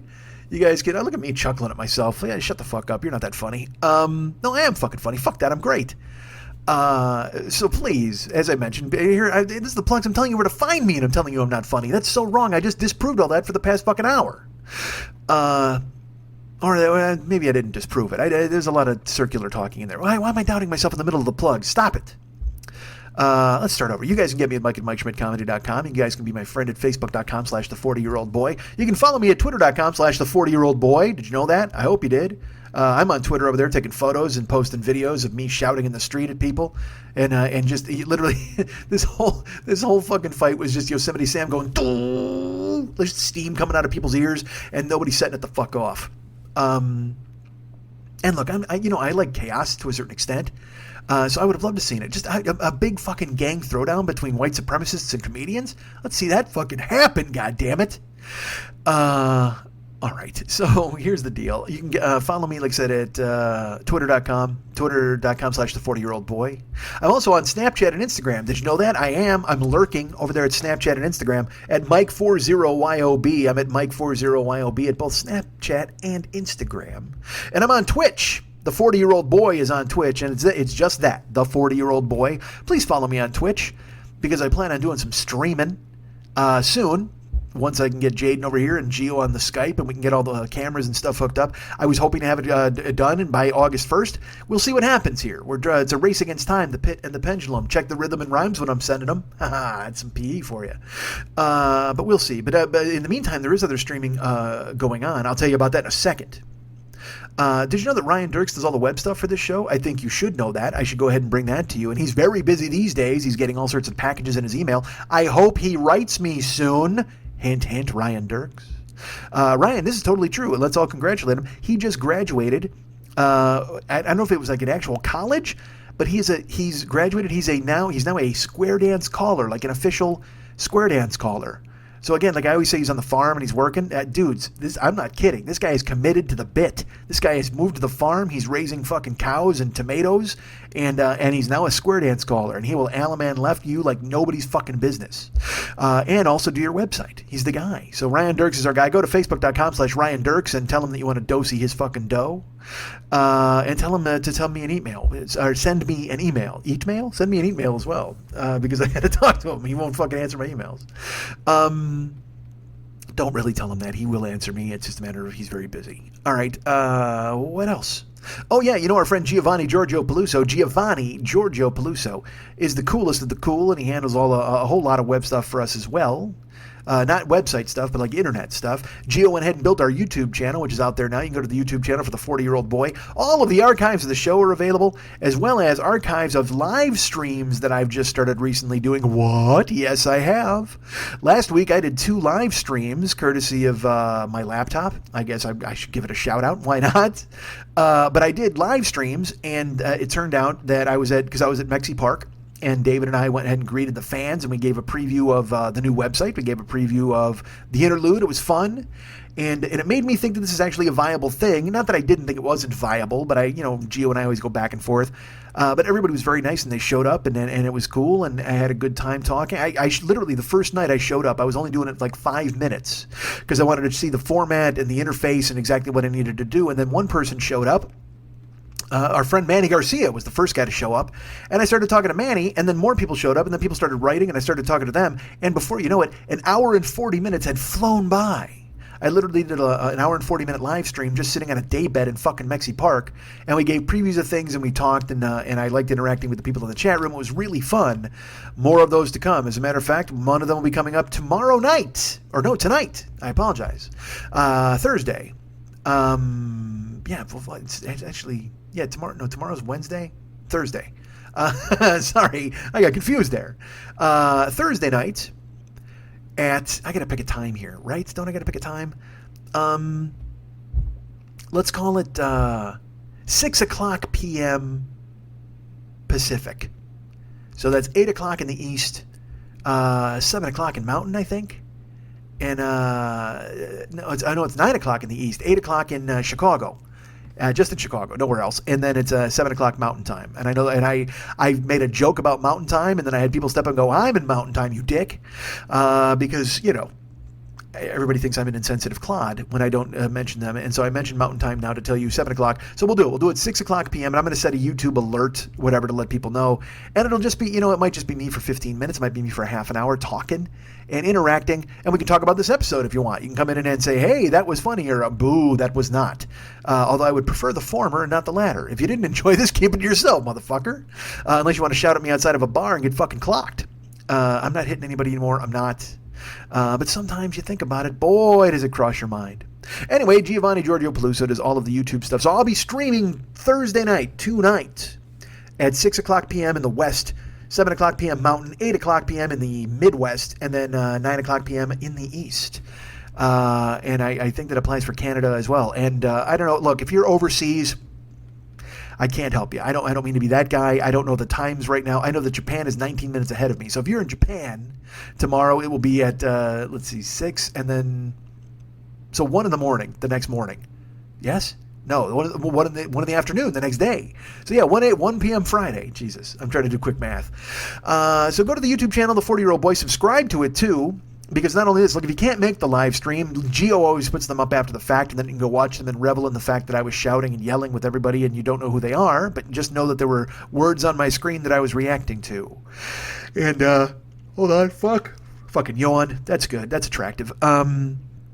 So go check out the YouTube channel, watch, and subscribe, because it makes YouTube think I'm a hitter. But also check out some of the videos. Check out some of the audio that we got there, because, again, that also helps the show. If you go ahead and check out videos, every showing goes ahead and gets people on board and lets YouTube think that I'm making some money. And I think I get a penny. That's a lie. I get a quarter of a penny for every view. So please go boost those numbers up, and come to the live streams, man. Like I said, I'll be doing this one on Thursday, and I'll always be scheduling them. I'll definitely be doing a couple next week, because next week we're not here. As you know, the show is dark, except for the interlude, which I will talk about on the other side. Or I can talk about it well, I'm not going to talk about it right now. I'll talk about it on the other side. But I will tell you that, again, Giovanni Giorgio Peluso is available at Facebook.com/Giovanni Giorgio Peluso. Find him there and be his friend. Check out his podcast. He's got the Get It On podcast, the GAOGIO podcast. And then, of course, he has the Outdoors FAQ podcast, which is there, and all the Loveline stuff he does for Adam and Drew. I call them Adam and Drew because I think I know them, because Gio knows them and I get by proxy to be their friend. So please check out all of Gio's stuff that he does on the web, because he's great. Our music and our artwork is done by the great David Mex Hernandez. He is my great friend. He is in Chicago right now, lurking and waiting and doing things, important things, painting website stuff. He's doing all the best stuff. And so you can go ahead and find him at Facebook.com/David Mex Hernandez and be his friend on there and see all of his Mex memes and things that he creates in the moment. But I'll tell you this, if you want to hire the guy to do something for you, and why wouldn't you? Of course you would. Go to artbydmh.com, that's ARTBYDMH.com, and get him on board with you in doing something special, something extravagant, something lovely. Now, you can buy an existing piece of artwork from him. He's got Valscapes, he's got Gaikons available now. He's always producing new art that he winds up having. Because I went to his house. He's got paintings drying all over the place. Because that guy, that's a fucking workaholic. That dude, I can't even get into it. I mean, I do this show, and this show's a fucking thing. It's an undertaking. You know what I mean? I got to come and be funny in front of a microphone from anywhere from 1 to 3 hours every week. But David is doing a painting a day, and he's just banging stuff out. He's writing songs. He's a Renaissance man, and I wish I had his work ethic, because then he wouldn't be so angry at me for not having his work ethic. But again, you can go to artbydmh.com and check out all the existing art pieces he has for sale now. Also, you can hire him to do an art piece for you. If you want him to do a custom piece of you, having a work ethic, if you want to do a custom piece of your dog, if you want to do a custom piece of you with a Ramones shirt on playing the drums like our great friend Stephen Popkin did in whatchamacallit, in New York, where he lives, after he took me to Wo Hop for Chinese food when I went and met him out there before. Stephen is the man who went ahead and ordered that from David Hernandez, and you can too, folks. If you go to artbydmh.com, that sounded like a weird thing. Artbydmh.com is the website. Hire him to do something personal for you or buy one of the existing pieces. He deserves it. You deserve it, for fuck's sake. Find him at artbydmh.com. That's artbydmh.com. You're listening to The 40-Year-Old Boy, and later, The Jerk-Off Journals, recorded in a studio that always smells like bleach. Well worth the money. Best investment I've ever made. The Fleshlight is just awesome. Really? Yeah, you got to get one, man. I just can't see dropping $100 or whatever the fuck it is just to jerk off. I'll just make my own. How are you going to make your own? I'll just take a flashlight, smash out the glass, and line it with ham. They make a gold mine talking about Shaft. The Jerk-Off Journals on the Mike Schmidt Podcasting Network. Dude, why do we always fuck food? Folks, let's talk Seattle. Let's talk the Emerald City. Let's talk Washington. Let's talk due north from me. True north, perhaps, even. If I walk a straight line from my house north, perhaps I will arrive in Seattle in time for my shows. Did you know I have shows in Seattle coming up? You should know. I've told you over and over. And I'll tell you again, folks. And I will start a full-on social media blitz these next couple of weeks trying to get people to buy some tickets, because that would be cool. Wouldn't that be cool if people bought tickets to my show? When I say my show, I mean my show and Graham Elwood's show. That is the Thursday, August 9th, Saturday, August 11th. We are at the Jewel Box at the Rendezvous in Seattle. Thursday night is a political night. I may repurpose some of the stuff I talked about tonight into that show. Whenever I find myself talking about politics, I'm like, maybe I could throw that into a bit, because I have to write a whole fucking thing of politics for Thursday night, August 9, because, Graham's going to do his political vigilante thing, and I don't want to disappoint the people who come to see that. I need to go ahead and get on stage and talk about some politics, so I'm doing that. I'll open for Graham, and then he'll come out and close it hardcore with his political vigilante stuff. And then Saturday, August 11th, we're doing a storytelling stand-up type show, and then I'll close that out with whatever the fuck I'm going to wind up doing. I don't know. Cincinnati worked out great. I wound up doing fucking 2.5 hours on stage there, and that was totally fun. And I didn't really tell stories. It was almost like a podcast. Basically, I just sat and talked. I talked a lot about the race, but I didn't get to the race till an hour and 40 minutes into the fucking thing. So then I talked about the race for an hour. I'm verbose, if nothing else, folks. You know that. I'll go on and on if you'll let me. Will you? Will you let me? Will you indulge me? Thursday, August 9th, Saturday, August 11th. Tickets are on sale now, and they're at brownpapertickets.com. Please get some tickets. I don't mean to be begging. I'm not begging. I'm asking. It would be cool if you showed up, because right now, it's, there's going to be an echo in the room, and I can't have that. I don't want to have that. We're going to Seattle. And look, I'm going for other reasons, too. I'm going to see Pearl Jam a couple of nights, which is going to be fucking fantastic. You get to hear about that on stage. Somebody in the chat, hey, let me throw this out there. Whoever was in the live stream chat with me last week and said, Schmitty, when you're in Seattle, we got to go for roast pork sandwiches. Hey, fuck, yes, contact me, send me an email or whatever, because we're going for roast pork sandwiches. I'm there Wednesday, Thursday, Friday, Saturday, leaving Sunday. Wednesday, I'm flying to town, and then I got the concert that night. Thursday, I got the show that night. I'll probably be working. I don't eat on a show day until after, probably. But Friday, again, I got the concert. Whatever the fuck, roast pork. I'll make time for that shit. Roast pork, dude. Are there any two words that elicit a response? Are there any two great words that go together to create is there any better phrase created by two words than roast pork, other than maybe shaved pussy? I think that would be the only other one that would compete with roast pork for me. Your mileage may vary. You might like something else, but I'm going to say roast pork and shaved pussy are they? That's it. God damn it, I'm on board. If that's a party, that is a goddamn party. I got a birthday coming up. I should put that on the invitations. You know what? Fuck it. That's what we're doing in Seattle. Thursday night is roast pork. Saturday night is shaved pussy. So come pick a night and come on out. We'll have a great time. See, that's the key. You got to throw phrases in there. It's not about it's about marketing. It's about branding, folks. So Thursday's roast pork night and Saturday's shaved pussy night. Come on in. Well, and I don't even know what the fuck that means. Does it mean if you bring roast pork and a shaved pussy, you get in on those nights? I don't know. Am I passing them out? Who knows? You got to buy a ticket and find the fuck out. But that's happening in Seattle at the Jewel Box of the Rendezvous Thursday, 8/9, Saturday, 8/11. And I'll be in town, like I said, for like 4 days. So whoever wanted to bring me for roast pork, I'm in. And by the way, whoever contacted me and said they had shaved pussy for me in Seattle, also you contact me too. I've lost your number as well. So please buy tickets for Seattle. BrownPaperTickets.com is the place to buy all of those tickets. And you know what? Here's another thing. I'm going to say it now. I don't. It's not official, but I know I'm going to be in Toronto in September, and I don't know. I think I'm doing a show. I don't have the name of the place yet. I don't have it all set up. I actually reached out to a theater myself this week, and unfortunately was turned down. But I think our friends in Seattle, Rick Wellbanks and our friend Ken and everybody, Rick might have stepped up and found a venue. So I think there's a show in Toronto in September. As soon as I have the dates on that and everything, I'll figure it out and I'll let you know. Probably, obviously not next week because we're dark, other than the fucking badass interlude, which is going to be here. But you won't hear me talking next week. Well, you hear me talking within the context of the song. And very rarely do I do plugs within the song for a show that's going to be in Toronto. What if that was all the interlude was about? It was about my show, my upcoming mysterious show in Toronto. All right, so please buy tickets to see me in Seattle. That'd be great. Did you know I'm on the Cameo app? You should. I tell you about that all the goddamn time. The Cameo app is an app that you can get on your phone. Bookcameo.com is also the address, I believe. Cameo app, download it, and you can hire me to shout at somebody via phone message. I film myself in my house or my car or wherever, and it's a customized 5-minute, 6-minute message for you, not for me. It's a beautiful world. It's a beautiful world. It's a beautiful world. For you. I'm sorry. I'm gonna do that whole fucking song. So please go ahead and find a way to include me in your Cameo plans. If you want me to shout at somebody for their birthday, if you want me to tell somebody thumbs up for their graduation, if you want me to wish somebody luck as they go away to college, if you just want me to, you know what? I'll tell you this. If you book me for a Cameo and you just want me to like fucking, what is that, MDR? What's that voice thing? DMR? DMSR? That's what it is. Dance, music, sex, romance. If you want me to do that for you, I'll do it. Whatever that is. I don't know what the fuck. EMD, that's electronic, I don't know, EDM, that's electronic daisy, or electronic, whatever the fuck. Who cares? The point is, if you want me to do something, if you want me to do it like an 8-hour thing so you can sleep to it, what if you did that and hired me to do that? You got to book that's more than one Cameo. Don't kid yourselves. That's a serious price.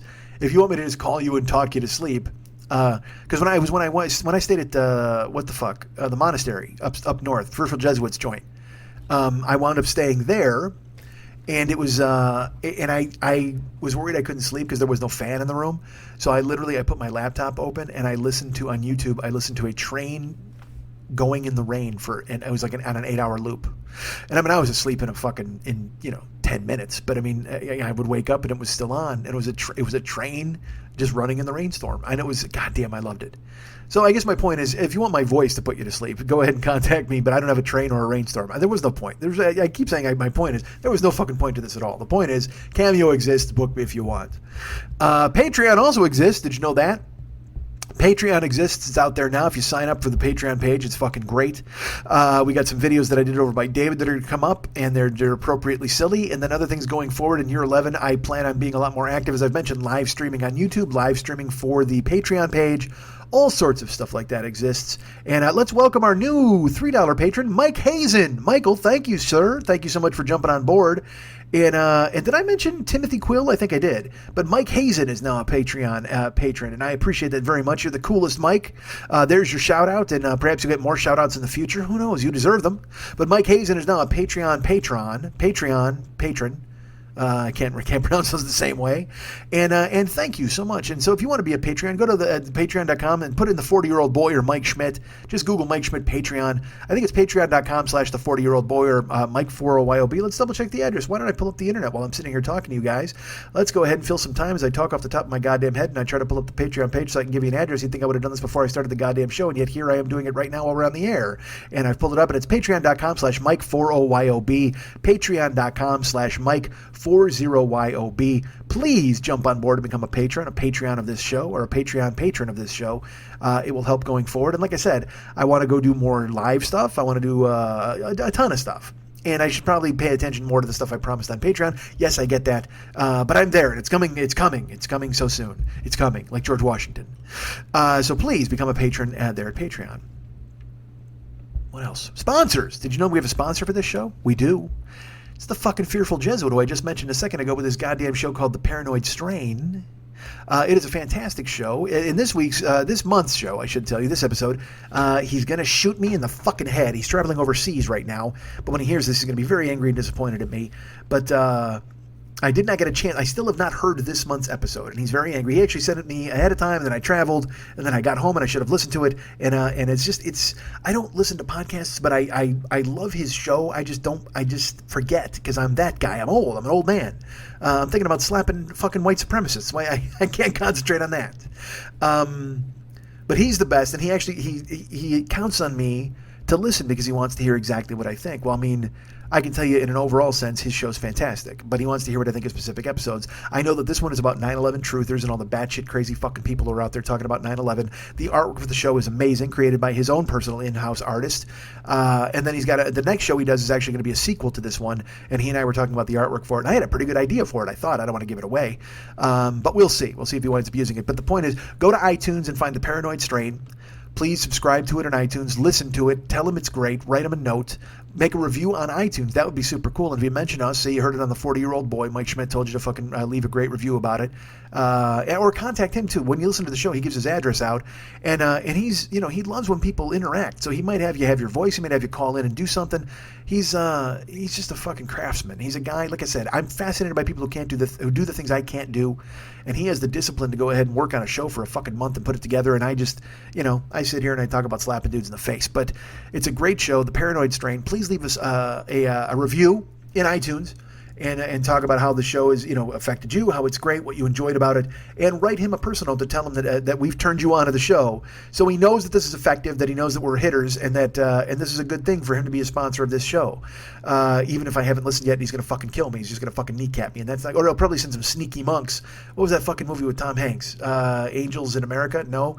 The fucking Da Vinci Code, that's what it was, because I was thinking about angels coming to kill you, because isn't that there's the fucking albino dude in that show, and Tom Hanks has that bad haircut, and the albino dude is an angel and he's really trying to kill people. I didn't see the movie or read the book. I know it was a phenomenon, but that's what Fearful Jesuit has. He has those kind of connections. He's fucking religious. He might send some shady ninja monks to come down here and beat the fuck out of me because I haven't listened to his goddamn episode yet, and I wouldn't blame him. I deserve it. That's one ass whooping I have to take. A couple of guys in hoods show up with a bowl cut, they eat some rice, they ring a gong, and they beat the fuck out of me. I'll take that beating because it's my fault. I should have listened to the show by now. But however, you can pick up the slack by listening to the show for me, and I'll listen this week. And you know what? I'll tell you that. Here's a bonus. If you listen to the show and you want to talk about it, because I'm going to listen to the show, maybe on the YouTube stream I'll talk about it. No, I can't because I won't have time to listen to it tomorrow because I got other stuff to do. I can't make these promises. The point is, listen to it, contact me, and maybe we'll have a little study group. We'll talk about it amongst ourselves. But I will listen. And you should too. And then you should write a review, and you should contact Fearful Jesuit and tell him you love The Paranoid Strain because we asked you to listen. That'll make him happy and make us happier. And also, did you know that MikeSchmidtComedy.com exists? It does. I tell you that every goddamn week. You can go to the website, go to the Joe Business page, and, I'm telling you, you should go there now and look at it because in its current incarnation, it won't be lasting much longer. But go look at the one that we have. I think, is our page the hobo page right now on there? No, we got the Viking page. We got the fucking, with me on the fucking death throne, and there's Lily and David and skulls and all that kind of stuff. The Joe Business page is badass, and we've got, still stuff for sale. Somebody actually bought a Stop Making Schmidt live thing this week, a live package with the video and the audio. And, let's talk about who that was. Let's bring that person's name up, as a matter of fact, since I'm so woefully unprepared here. It's so silly. It was our friend Mark Melnick. Thank you, Mark. I appreciate you signing up and buying the Stop Making Schmidt video package. If you want to write me and tell me what you thought about it, that would be great.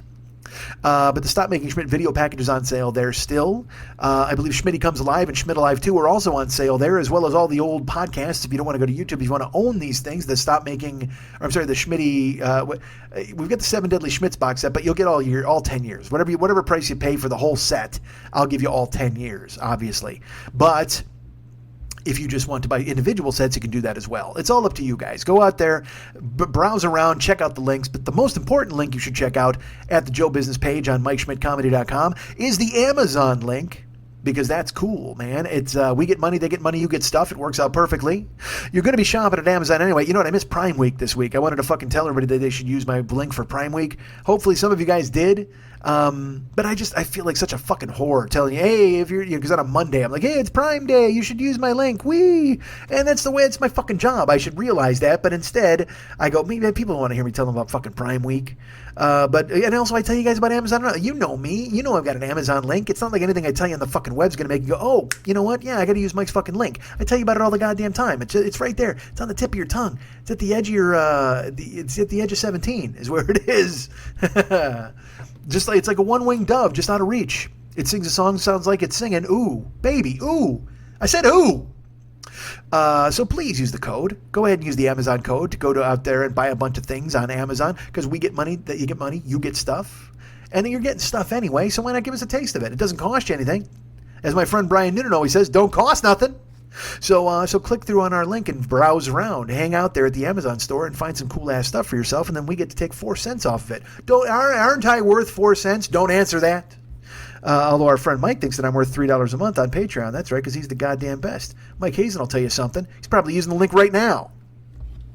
So that exists. Like I said, the Cameo app, Patreon, MikeSchmidtComedy.com, of course, Seattle. Please buy the tickets for that. All of this is the coolest. I won't, and I'll spare you the fucking driver's codes, because some people are driving. Some people sign up, which is totally cool, and then they don't finish. And I get that, because again, real life interferes and things like that.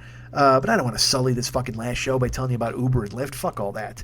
What I want to do is I want to thank you, because it is the final show of year 10. And it was a weird look. It was a weird fucking year. I'm not gonna lie to you. I probably should have done this in the beginning of the show, but it was weird, man. We lost Lily early. You know, it turned out where she wasn't gonna be involved in the show anymore. So then I had to dive into doing this by myself, and that's a weird fucking thing. And that's a choice I didn't want to make, and it's a show I didn't want to do. It's not that I didn't want to do it. It's just that it's more fun when you're making somebody laugh. I've talked about this on the air for the entire season, and I hope it wasn't too tiring. I hope it didn't wear you the fuck out by telling you all the shit that was going on in my fucking head. And some weeks it was a struggle. You know, some weeks the show didn't come out until Friday. Some weeks the show didn't come out until Thursday afternoon. And you guys were always gracious and always nice. And look, I probably lost some listeners. I'm not going to lie to you. I probably had some people bail on me, and that makes sense. You know, I got political sometimes this year, and I know for sure that cost me listeners, and it cost me friends on Facebook, and it cost me people, because they just got tired of me telling them what I thought, and I understand that it happens, man. You know, and it's just easier for me to notice because we're a smaller group. You know what I mean? We're more of a gang. Like I've always said, it's not a fan club. It's a friend club, or a gang, really. So when someone who I've interacted with several times, many times, disappears, I see it. And the funny thing is, Facebook will do that thing where they rub your face in it. Like 3 years ago, this person had commented on some things, and I'm like, hey, I haven't heard from that person in a while. And then you click on their page, you realize they're not your friend anymore, and I'm like, fuck, I lost them too. But more of you stuck around than left, which is great. And more new people showed up as well. I get notes all the time from people who have just started listening or discovered it on YouTube. And, you know, I didn't do a lot of podcasts this year for people to discover me through. But going forward, I would hope that would be the thing that we would do. I'll talk more about year 11 on the other side of the interlude. But I want to thank you. As I've mentioned, it's a heartfelt thank you, because you've listened, you've stuck around, and you indulged me this year when things were rough, man. I mean, my fucking head got in my way a lot of times, and I'm trying to be better and I think July 1st was a turning point for me. When I mentioned it was a rebirth day, personally, professionally, you know, I've done very well. I'm trying to get like 7-8 hours of sleep a night. I know these sounds like silly things, but they make sense. And I'm getting up by 10 in the morning, 9 in the morning, you know, and living life like a normal human being, and not staying up until 6 or 7, unless I'm driving on the weekend, in which case then it fucks my whole schedule up. But that can't be avoided right now, because I need to drive. But I have goals for year 11. We'll talk about that in the first episode of year 11. But year 10 was a year that for a while there I actually considered, like, I don't know if maybe I should just put some autopilot on and research the archives and put some old shows in here, and that was the thing where people pining for me to be the way I used to be, or were people looking for me when I was good? Because I do think that sometimes. I'm like, you know what? My past was better. Year 3, year 4, year 5. These were great years. These were shows where I really put out some fantastic shows and some great output, and I'm proud of it. But fuck it, I'm proud of year 10. I'm proud of this because, you know what? Nobody can fucking do what I do. People do individual shows and things like that, and that's fine. I get that. If you do a show by yourself, that's cool. But But I do a show that's unique. I do a show by myself that nobody else can do. I do a show completely constructed off the top of my head. Now, should I have bits? Should there be structure? Probably. But I like to think, man, fuck it. I'm consistently entertaining. I'm fucking gut punch funny, and I'm real. And I try to do the best I can and bring you whatever I can every time I open up the fucking microphone. And that was difficult this year sometimes, you know what I mean? And I got in my own head about a lot of things personally, and I got in my head about a lot of things professionally, and I wound up losing my way. But you guys were always there. You know, if my head went under the water, you guys reached out and grabbed my hand before I completely slipped away, and I appreciate that. And that includes, you know, all, you know who you are. I'm not going to run down a roll call, but we talk about you guys all the time. We mention your names, and there were people who reached out. You know, Blind George still reaches out all the time via email. I just said I wasn't going to say names. I don't want to make anybody think that they're more special than anybody else. But everybody who's active on the Joker's page, everybody who's active via email, everybody who's on the Patreon page, everybody who listens to YouTube, everybody who's, you know, showed up at the live streams, anybody who's bought a ticket to see me, anybody who's ever laughed once at anything I fucking said, thank you. Because this is all I want to do. I mean, I drive to fill in the gaps because I have to, because I haven't worked nearly hard enough. And I always do this thing where I reboot, and I'm like, you know what, year 9 is going to be different. I can't wait for year 8 to start. Boom! But I really think that July 1st was a turnaround for me, you know, to embrace the fact that I need to make comedy my life. And I've done this fucking show for you guys a million times, and I've said these goddamn things a bunch of times, and you guys have always been very supportive, and you also, thankfully, haven't pointed at me and laughed when I've backslid and not made the most of my time and not done the things I said I was going to do. You've found enough value in what I do to stick around. I always think that I'm going to lose you. Every week, I always think that I'm going to go and people are going to disappear. And you don't. And not only that, but you interact and you write. And guys like Murph and guys like Dave Fogerson and these people reach out to me, and the Zawakis and I mean, all you fucking people, Liana and Jamie and everybody. You're just great as hell. And this year we started the Little Schmitty's Attaboy Fit Brigade, which I'm proud of. I haven't been as active, but you know what? Starting July 1st, I've been working out. I've been lifting. I'm going to post in there today, or not today, but I mean, you know, I'm saying today because you're hearing the podcast on Thursday. But there'll be a new post from me. I've already posted earlier in the week, I think. I'd like that to be something. I'd love for all of us to kind of get on board with that. I mean, I want to make our community something that you are proud of, something that you want to be a part of all the time. You know, and I've seen a lot of you guys have great improvements. Our friend Michelle St. Louis is you know, she's traveling the world. I see her stuff on Facebook and I like it. You know, Alexander Briggs and Laura, they had a baby. I mean, this is, it's fucking wild, man. I mean, you guys have been around forever. You know what I mean? Like I said, I went to Jolene and Mike's wedding this year. I mean, we're friends. I mean, it's fucking cool as hell. And I think it's really great that we've found a way to be in each other's lives. And I'm very, very grateful that you've decided to share your lives with me, and I've done my best to share my life with you, and will going forward. I this year, like I said, there were challenges. There were times where I thought maybe I shouldn't do this anymore. Maybe 10 years is enough. Maybe I don't have anything left to say. But I think I've been re-energized a bit. And like I said, July 1st rebirthday, to take it seriously and to change who I was and change the approach. You know, because we all need attaboys. We all need a reason to move forward. You know, I was living my life for a few years there. I was living my life for somebody else, and I was trying to be the best I could be for that person, and I wanted them to accept me. And I tried hard, and it cost me a little bit. You know what I mean? I think I shouldn't have done it that way. It's not even I think. I know I shouldn't have. But whatever. The point is, year 10 was a struggle, but you guys were always there to fucking pick me up and dust me off and go, fuck, Mike, we love you. You're funny. And just be funny. Just be you, because that's why we show up here. And that's great. And you like me. You really like me. You like that I'm real. You like that I tell you, I just fucking talk. I've always said that for years and years. You know, it's talking at the speed of my head. That's all I can do is talk. Well, if I'm talking and you're listening, that makes me happy. And as long as you're listening, I will always be talking. And let's talk a little bit about the interlude next week. You know what? Fuck, dudes. I went and worked at David's house. I didn't get to really talk too much about it. I am going to tell you that this is unbelievable. It is clearly the best work he's ever done. And it's because it's funny when you see somebody motivated about something. He came up with this idea. We were talking, and he fired it out there, and I was like, well, that's a good idea. And in 3 days, I had like 3 songs. When he latches onto something, man, that motherfucker just makes it happen. And he outdid himself. You know, I've loved all of the interludes. I think the Pink Floyd interlude is something that people always have as a touchstone. I loved the drones of the drones of the Brood Chamber, which was all original music that he wrote.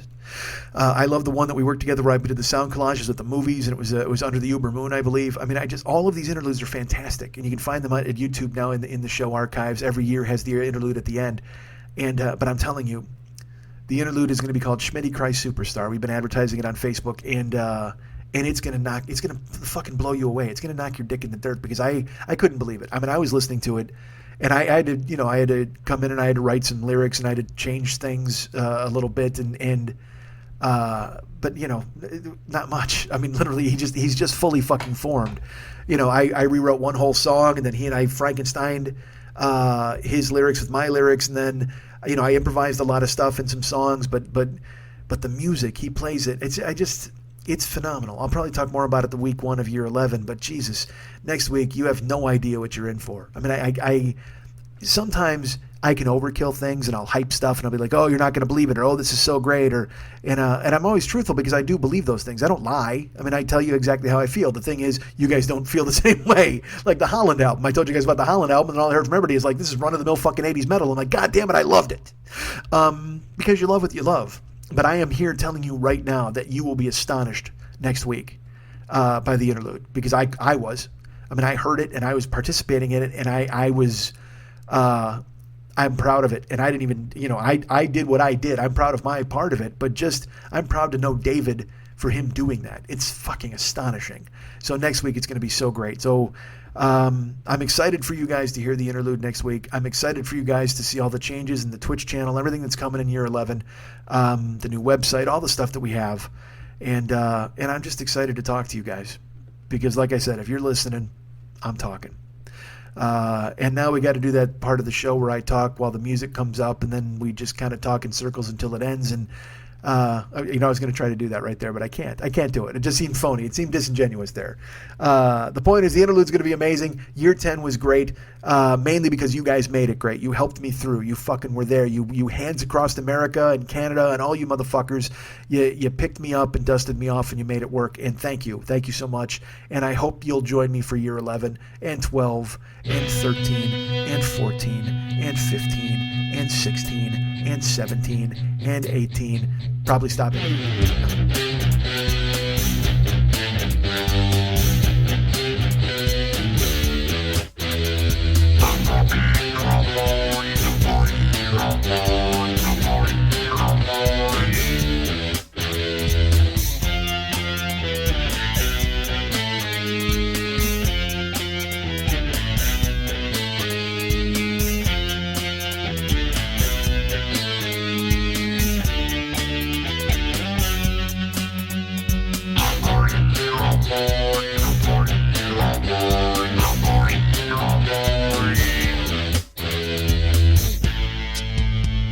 There's nothing lonelier than being trapped inside yourself. It's easier to hide when you pretend yours a knight. Women love a guy with a giant neck.